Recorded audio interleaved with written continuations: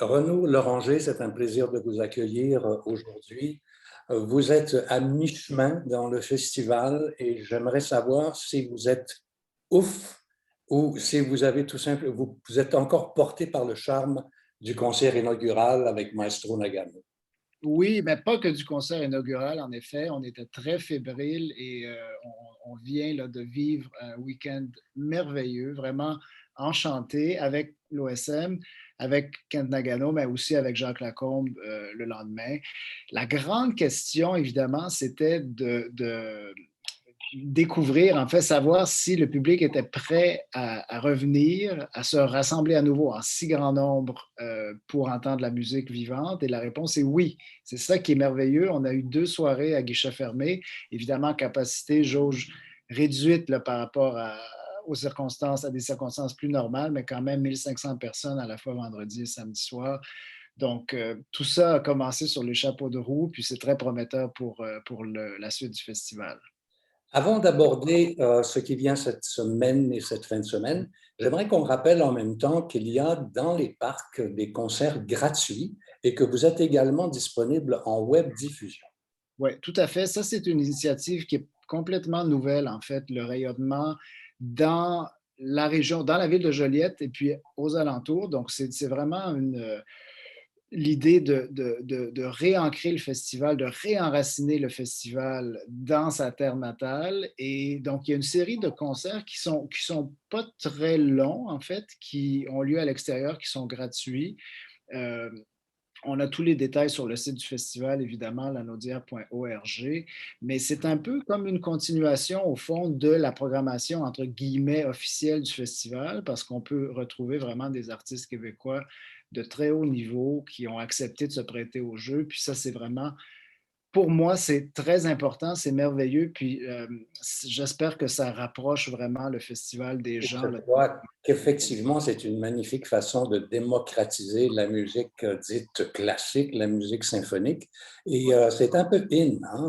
On retrouve ça un peu partout. Il y a plusieurs formations qui donnent des concerts un peu plus courts devant des publics un peu moins grands, mais en même temps, on se rapproche des gens et c'est souhaitable aussi.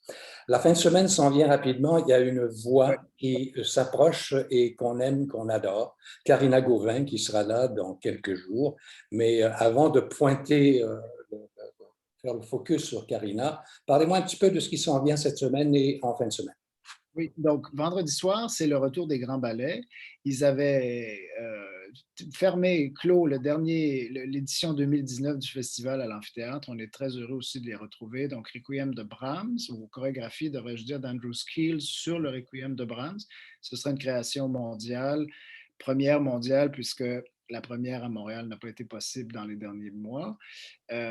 Et ensuite, 2 concerts avec les Violons du Roi, qu'on est aussi très, très heureux de retrouver. Les violons, c'est des partenaires de longue date du festival. 2 concerts sous la direction de Nicolas Ellis. L'un autour d'Astor Piazzolla avec le violoniste Kirsten Leong, c'est samedi soir. Et dimanche après-midi, vous le disiez, la magnifique Karina Gauvin, elle aussi, enfin de retour à l'amphithéâtre dans un programme Gluck et Mozart, ce qu'elle fait vraiment comme personne. Un petit coup de chapeau à M. Ellis, c'est Nicolas, qui est la vedette montante, si on veut, parmi les maestros, parmi les chefs d'orchestre. Votre rapport avec lui? Ben, c'est un bon ami. On l'a accueilli déjà à la tête de l'Orchestre métropolitain en juillet 2019. Les circonstances font qu'il a été très actif au Québec dans la dernière année et demie. Et encore une fois, j'ai envie de dire, il vient un peu à la rescousse pour nous, puis comme pour d'autres organisations aussi. Il a décidé d'être sur place, d'être au Québec cet été. Donc, on est Il très est heureux. toujours à la tête de son orchestre de l'Agora. Bien sûr, bien C'est sûr. absolument magnifique comme projet. On va se quitter bientôt, mais j'aimerais qu'on jette un petit coup d'œil sur le dernier week-end parce que Marc-André Hamelin sera sur scène avec Beethoven 2 soirs de suite.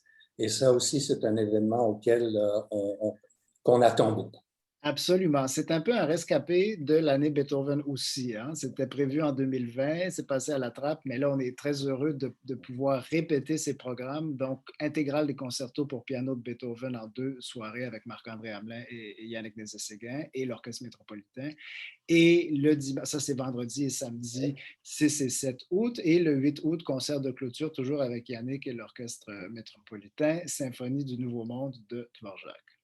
On se reparlera, si vous le voulez bien, mercredi prochain pour faire le point sur tout ça et en même temps reparler de Yannick et surtout de Beethoven qui sera célébré par Marc-André Hamelin.